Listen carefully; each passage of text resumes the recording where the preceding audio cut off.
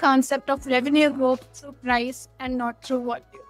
So what has Apple's response been? Raise prices and not just the sales targets. The new iPhone lineup carries a 12% higher average selling price compared to last year's iPhone 16 family.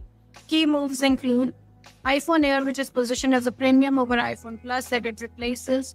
The new 2TB iPhone Pro model at $1999, which is 25% higher than Apple's previous flagship.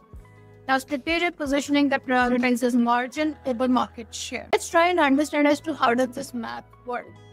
Even with modest expectations, Wall Street projects just 4% iPhone revenue growth next fiscal year.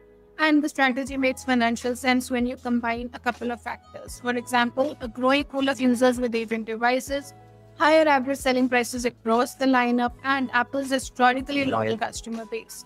You get a scenario wherein small upticks in unit sales can have magnified revenue impact. So what's the bigger picture out here?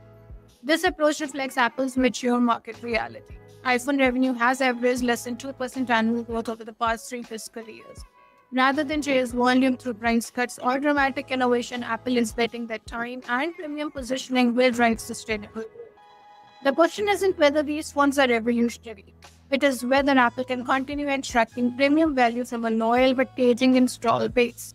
Based on these numbers, that bet may well pay off.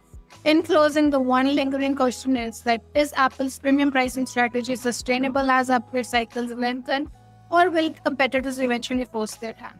Only time will tell.